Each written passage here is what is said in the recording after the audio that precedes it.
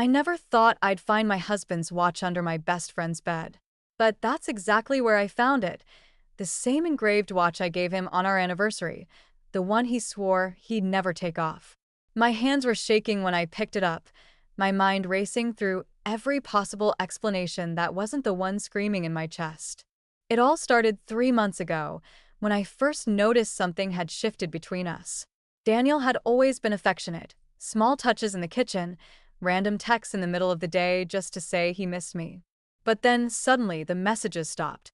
His phone was always flipped face down, his late nights at work became routine, and every time I asked, he had that same tired smile and the same excuse. "You know how the new project's been killing me, babe." I wanted to believe him. I really did. But I couldn't ignore the scent of perfume that wasn't mine lingering on his shirt. Or the way his voice softened when he said someone's name on the phone. Lila. My best friend. My maid of honor. The person who used to tell me everything. We'd been inseparable since college. She was there when Daniel and I met. She even introduced us. The irony burned in my throat every time I thought about it. At first, I told myself I was paranoid. Lila was around all the time. We'd drink wine, vent about work, watch stupid reality shows. She'd tease me about Daniel's dad jokes and say I was lucky to have a man like him.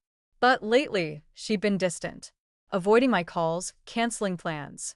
And when she did come over, she was different. Nervous. Her laughter felt forced, and she barely looked me in the eye. One night, after Daniel came home late again, I decided to test something. I asked him what he'd eaten for dinner at work. He said sushi. The next morning, Lila posted a story on Instagram of an empty sushi platter and 2 wine glasses, captioned, "Best company ever." My stomach dropped. Still, I tried to convince myself it was a coincidence. They worked in the same company. Maybe it was a team dinner. Maybe I was going crazy. But deep down, I already knew. The day everything truly began to unravel was a Saturday morning. Daniel told me he had a client meeting at a hotel downtown.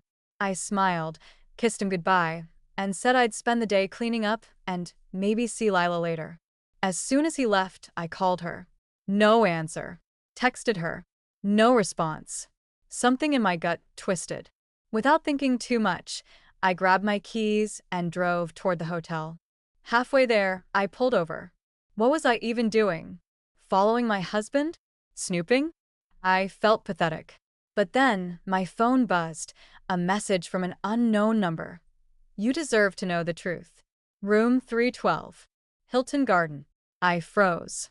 My heart was pounding so hard, I could barely breathe. I didn't know who sent it, but my body moved before my mind caught up. 10 minutes later, I was standing in front of room 312, staring at the door. My hands trembled as I reached for the handle. It was unlocked. I pushed it open. The room smelled of perfume and champagne. Clothes were scattered on the floor, his shirt, her shoes.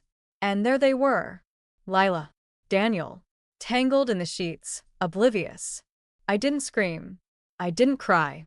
I just stood there, watching the 2 people I loved most destroy everything I thought was real. When they finally noticed me, the look on their faces said it all. Guilt, panic, shame. Daniel scrambled for words. "It's not what it looks like." But his voice cracked, betraying him. Lila just covered herself with a blanket, eyes wide, tears forming. I remember hearing my own voice, calm and cold. "Then what is it, Daniel? A business meeting?" He tried to come closer, but I stepped back. I couldn't bear his touch. I turned to Lila. "How long?" She didn't answer. "How long?" 6 months, she whispered, and that was it. Something inside me broke. The girl who'd once cried over small fights, who used to believe love could fix anything, she was gone. I walked out without another word. But what came next, that's where things got truly twisted. Because that anonymous text? It wasn't random. Someone wanted me to find out. And when I discovered who, it changed everything. That I didn't go home right away. I drove aimlessly for hours, the city blurring past me through tears I didn't even realize were falling. My hands were still shaking, my chest hollow. I couldn't think, couldn't breathe. Every traffic light felt like a question I didn't want to answer. Who would do this to me? Who would send that message? And why now? When I finally pulled into a parking lot near the lake, the world felt eerily quiet. The water reflected the gray sky, heavy, cold, merciless. I sat there until the sun started to set, watching people walk their dogs, couples holding hands, families laughing. It all felt so far away, like I was watching a life that used to be mine. When I finally gathered the strength to check my phone, I saw another message. From the same unknown number. He's lied to you for longer than you think. My heart started pounding again. I typed back, "Who is this?" No response. Just a single typing bubble that disappeared. Then nothing. That night, I didn't go home. I couldn't face him. I went to my sister's apartment instead, made up some excuse about needing space. She didn't ask questions. She could see something was wrong, but she respected the silence. I spent the night on her couch, staring at the ceiling, my mind replaying everything. Lila's laugh, Daniel's excuses, the smell of her perfume on his shirt. Every moment that used to feel normal now felt like a clue I'd missed. The next morning, I decided I wasn't going to be a victim. If there was more to this, I was going to find out. I went through everything: bank statements, emails, text backups. Daniel had always been careful, but not careful enough. I found transfers, small amounts, regular payments to a company I didn't recognize. Harper Consulting. I Googled it. No website. No contact info. Nothing. I called a number on the bank record, and an older woman answered. "This is Harper Consulting." "Hi," I said, forcing calm into my voice. "I'm calling about an account, Daniel Reed." There was a pause. Then, "Who's asking?" "His wife." Silence. Then she hung up. My skin prickled. Something was wrong. That night, I waited until Daniel came home. I'd rehearsed what I wanted to say 100 times, but when he walked through the door, everything I practiced dissolved. He looked tired, or maybe guilty. His eyes met mine and immediately shifted away. "We need to talk," I said. He froze. "I know about you and Lila." He didn't deny it. He just sat down, head in his hands, like the weight of it finally caught up to him. "I'm sorry," he whispered. "It just happened." 6 months. I asked. He nodded. "Was it worth it?" He didn't answer. "Who sent me the message?" He looked up sharply. "What message?" I showed him the texts. His face went pale. "I didn't send that," he said, shaking his head. "Then who did?" "I don't know." But I could tell from his eyes. He was hiding something. "You're lying," I said. "No, I'm not. Don't. Not again. Just tell me the truth." He stood, pacing, running his hands through his hair. "It's complicated. Try me." He hesitated, then finally spoke. "Lila wasn't just this thing. It started because I was in trouble. Financial trouble." "What do you mean?" "Harper Consulting. It's not a company. It's her father." My stomach dropped. Her father? Yeah. I owed him money. A lot. I made some bad investments. He threatened to ruin me. Then Lila offered to help. One thing led to another, and it became more than that. My pulse was pounding. "So you slept with her because you owed her father money?" He didn't answer. That silence told me everything. "You disgust me," I said quietly. But what I didn't expect was what came next. He looked at me with this strange mix of guilt and desperation. "You don't understand, Anna. She's not who you think she is. None of this is what it looks like." I almost laughed. "Oh, please. You're actually trying to make her the villain now." "I'm serious," he said. "She's dangerous." I turned to leave, but his next words stopped me cold. "She wanted me to ruin you." I froze. "What?" "She wanted me to make you break. To destroy you emotionally. She said you took something from her. That you didn't deserve what you have." My mind was spinning. "You expect me to believe that?" "Ask her yourself," he said quietly. "But be careful. She's not who you think she is." I wanted to call him a liar, but something about his voice, the way it trembled, the genuine fear behind it, made me hesitate. That night, I did something I never thought I'd do. I went to Lila's house. She didn't answer when I knocked, so I used the spare key she'd given me years ago, just in case. The house was dark, quiet, but her work phone, was on the table unlocked. And there, in her messages, I found something that made my blood run cold. A thread of messages between her and a contact saved as Dad. Only the first line was visible. She still doesn't suspect anything. But soon she will. My hands trembled as I scrolled further. Daniel's falling apart. I'll make sure she does too. Good. When she's out of the way, we can finally take back what's ours. I didn't know what they meant, take back what's ours. But one thing was clear. My husband wasn't the only one lying to me. Lila had been playing a game. A long one. And I was the target. But why? What could I possibly have that she wanted? I didn't realize it then, but the answer to that question would destroy everything I thought I knew about my own life. Would you want to know the truth, even if it shattered every memory you've ever had? I didn't sleep that night. I sat in my car outside Lila's house until the first light of dawn crept across the sky, clutching my phone and rereading those messages over and over until the words blurred together. Take back what's ours. The phrase looped in my head like a curse. What did she mean? What could I possibly have that she and her father believed belonged to them? By the time I drove home, I was exhausted, hollow, trembling from the inside out. Daniel was still there, sitting on the edge of the bed, his eyes bloodshot and his face pale. He looked like he hadn't slept either. When he saw me, he stood up. "Anna, please." I raised my hand. Don't. Not now. "Did you go to her?" he asked quietly. Yes. "And you were right. She's hiding something. But you're still a liar, Daniel. You broke us." "I know," he said, voice cracking. "But please, listen to me. Lila and her father, they're not just some family with money. They've done things. Illegal things. You don't understand what you're walking into." I stared at him, trying to decide if this was another manipulation or if he truly sounded afraid. He stepped closer, lowering his voice. "She's been obsessed with you for years, Anna. She's always wanted your life." "What the hell are you talking about?" "Everything. The way people look at you, your career, the way you make things seem perfect. She told me once after he swallowed hard. She said she wanted to even the scales." I felt sick. "Even the scales? For what?" He hesitated.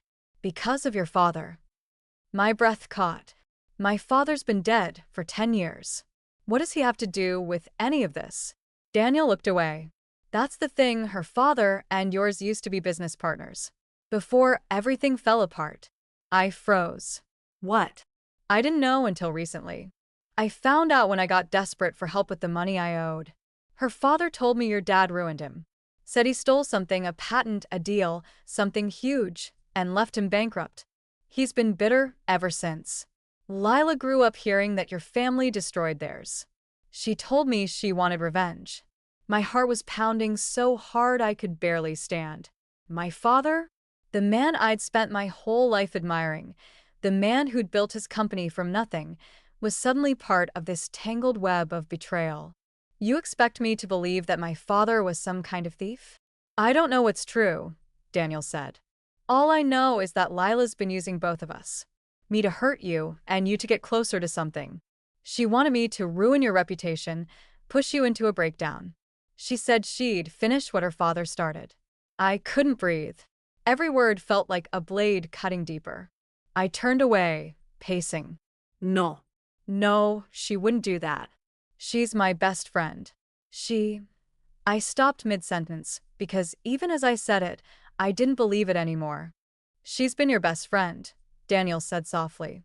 "But she's also been planning this for a long time." I needed proof.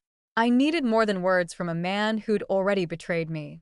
So the next day, I did something reckless. I called Lila. She didn't answer.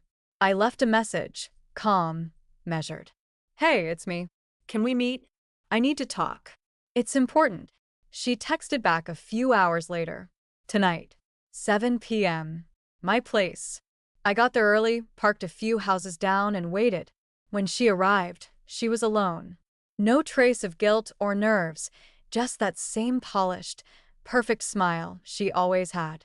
"You look awful," she said as she opened the door. "Rough few days." I didn't bother to answer.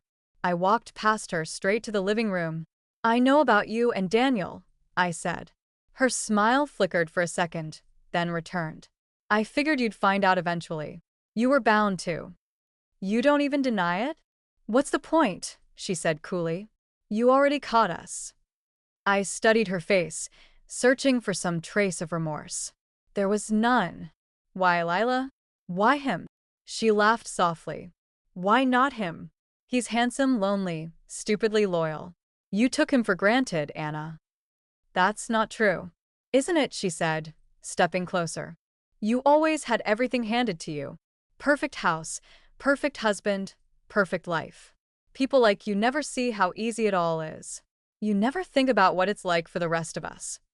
"You had everything too," I shot back. "You were my best friend. You had a career, friends, freedom, and none of it mattered," she interrupted sharply. "Because every room I walked into, I was standing in your shadow." I felt a chill crawl up my spine. "You're insane."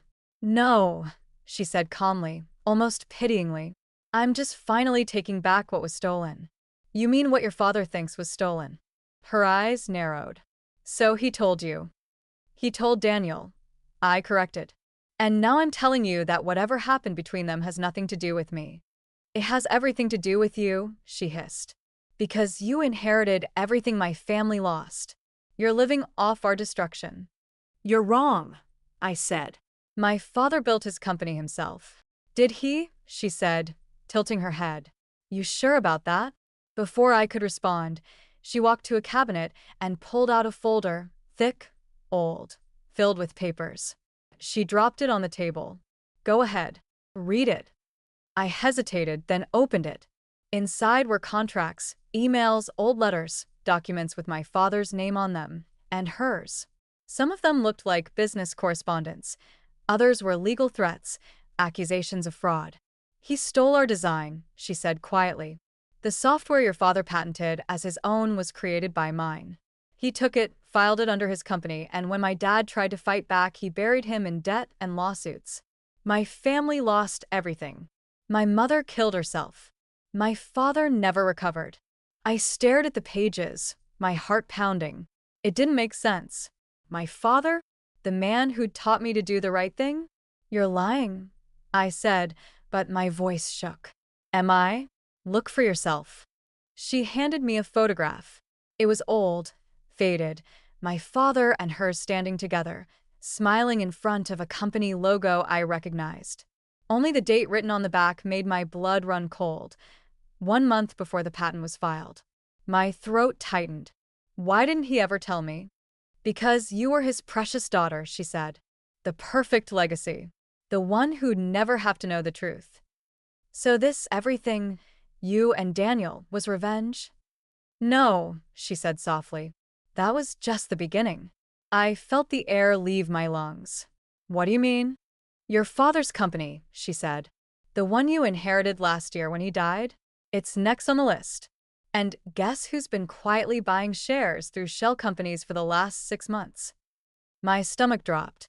"You." She smiled. No. "My father. But soon, it'll all belong to us again." "You're insane, Lila." "Maybe," she said, her voice almost gentle. "But at least I'll finally have justice." I took a step back, my hands shaking. "You think this is justice? You destroyed my marriage. My life. You destroyed mine first." We stood there in silence for a long moment, the air between us electric and heavy. Then I saw it, a small black camera on the shelf behind her. "Recording. You're recording this?" "Of course," she said, smiling. "Insurance. In case you try anything stupid." I turned to leave, but she called after me. "You should really be careful, Anna. People who dig too deep into old secrets tend to get buried with them." I didn't look back. I just walked out into the night, her words echoing in my head. Buried with them. But I wasn't going to let her win. I was going to find out the truth about her father, about mine, about everything. Even if it meant tearing apart the last pieces of the life I thought I had. because deep down I could feel it. This wasn't just about betrayal anymore. It was about something much darker. Something my father took to his grave. Tell me, if you discovered the person you loved was part of a revenge that started before you were even born, would you keep digging? When I got home that night, the silence felt suffocating. Every wall in that house seemed to whisper lies, my father's, my husband's, my best friend's. The air smelled of betrayal, thick and heavy. I wanted to burn everything. Instead, I poured myself a drink, then another, trying to numb the pounding inside my head. My phone buzzed. A message from Daniel. We need to talk. It's about your father. For a moment, I just stared at it. Part of me wanted to block his number forever. But another part, the one that couldn't stop chasing the truth, needed to hear what else he had to say. I texted back. Tomorrow. Noon. My office. I barely slept. My dreams were flashes of the past, my father smiling, his voice echoing, "Always trust your instincts, Anna." And then Lila's voice twisting it. He stole everything. When morning came, I drove to my office at the company my father had built, Reed Technologies. The building felt different now, colder, like it had been built on bones I hadn't known were there. Daniel was already waiting outside my office, his eyes hollow, his hair disheveled. I didn't offer him a seat. "Talk," I said flatly. "You were right," he said, voice low. "About Lila. About her father. I did some digging after you left. There's more you need to know." He slid a folder across my desk. Inside were documents, stock transfers, offshore accounts, board memos. "What am I looking at?" "Proof," he said. "Harper's been buying up your company from the inside. But not just through shell companies, through people you trust. Your CFO, Mark. Your operations manager, Elise. They've all been compromised." I blinked. "That's impossible." "Check the records," he said. "They've been feeding him information for months.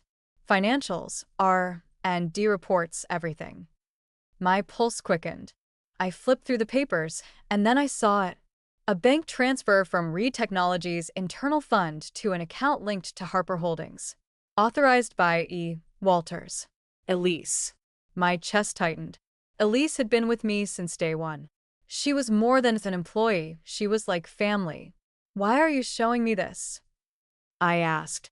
"Because you deserve to know what you're fighting," Daniel said. "And because," he hesitated, "because I think they're planning something worse. Worse than destroying my company. Worse than destroying you," he said quietly. I frowned. "What do you mean?"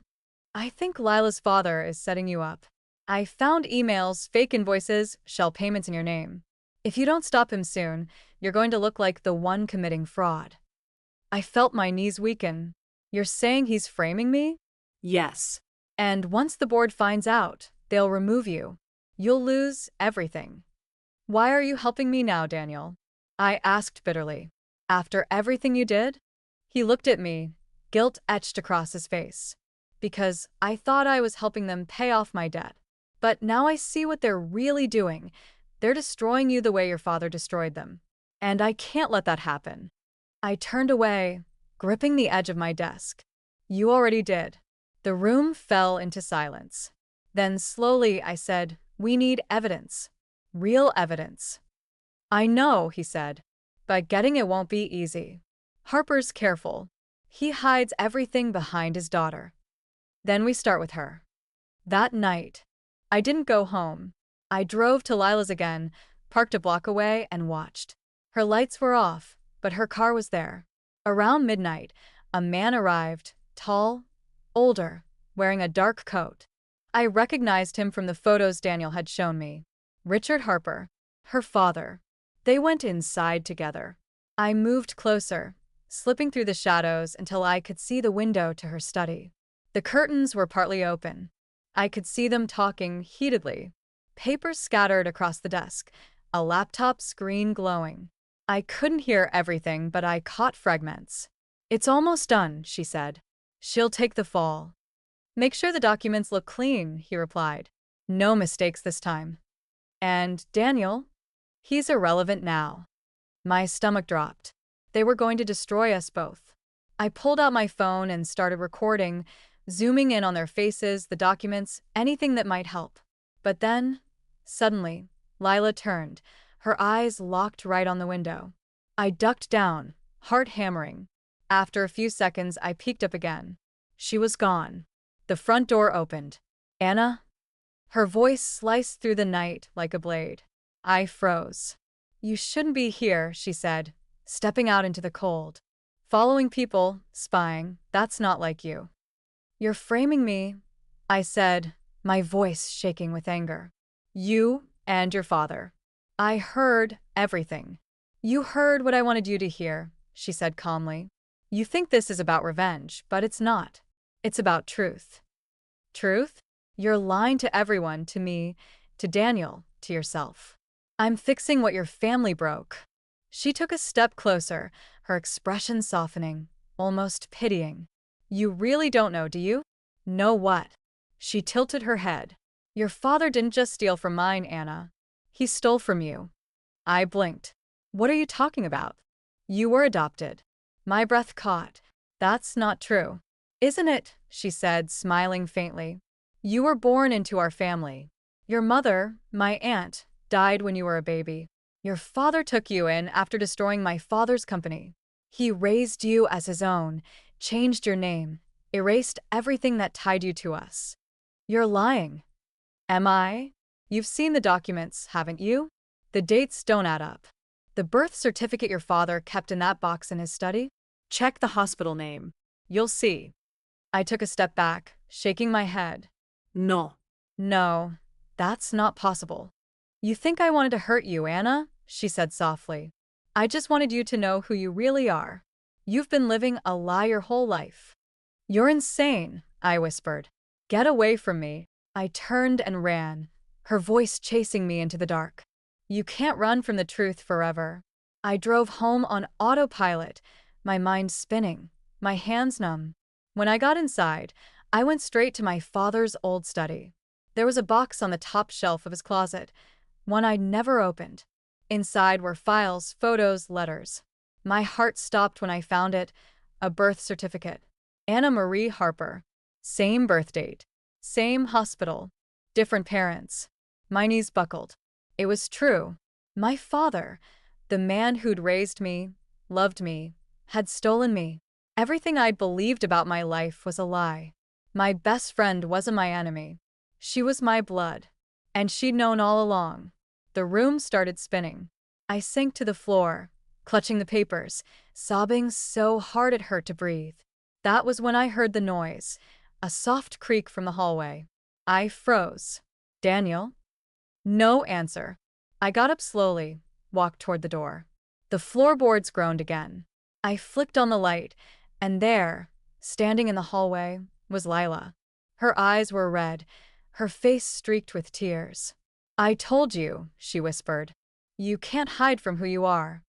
How did you get in here? I never left. Before I could react, she stepped closer, holding something out, a small flash drive.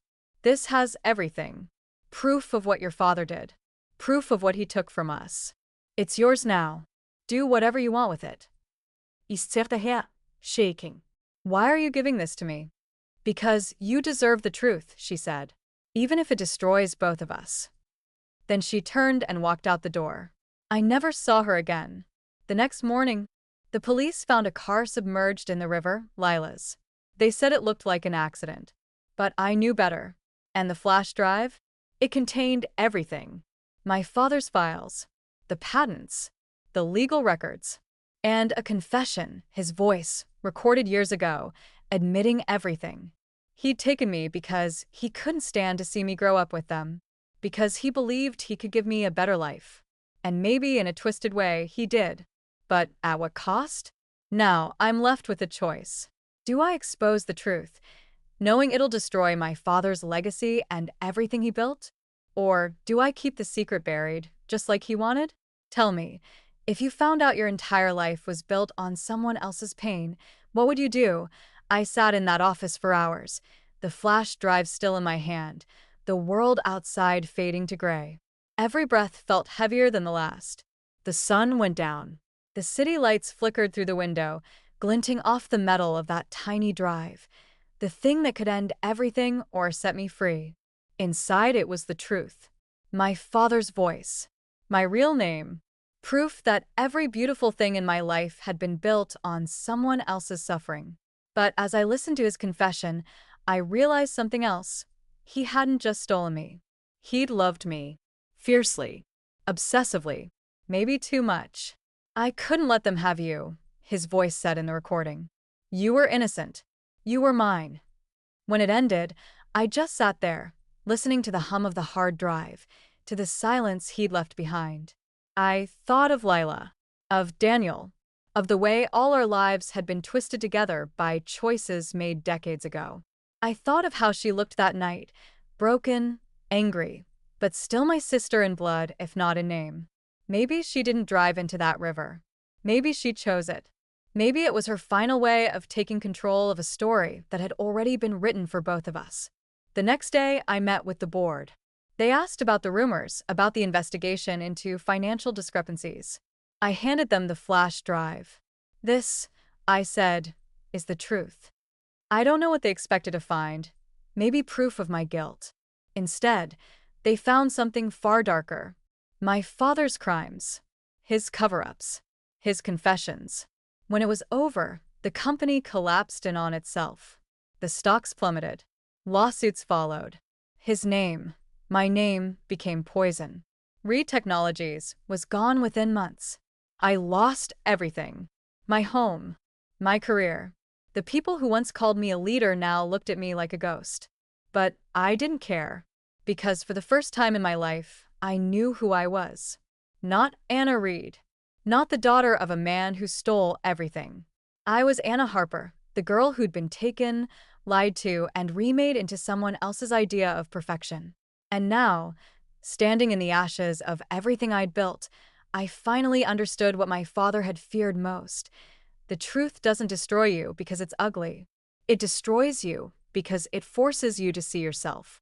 I left the city a few months later, moved to a small town by the coast. No one here knows who I am. I walk by the sea every morning, watching the waves erase footprints in the sand, the way time erases the lies we tell ourselves. Sometimes, when the wind is strong enough, I swear I can hear her voice, Lila's, whispering, "You can't hide from who you are." And maybe she's right. Maybe the past always finds a way to rise again. I still have the flash drive. I've never destroyed it. I tell myself it's because it's evidence, proof of what happened. But maybe deep down it's because I can't let go. Because part of me still wants to believe that love, even the kind born from lies, can mean something real. I don't know what comes next. Maybe one day, I'll tell the world everything. Or maybe I'll just keep walking, keep pretending that the sound of the sea can drown out the ghosts of two families who destroyed each other. But sometimes I wonder, if my father hadn't taken me, if I'd grown up with the Harpers, if I'd known Lila as my sister instead of my friend, would any of us have turned out different? Would love have saved us? Or was the ending always going to be the same? What would you do if the truth you uncovered didn't just destroy your past? It rewrote who you are.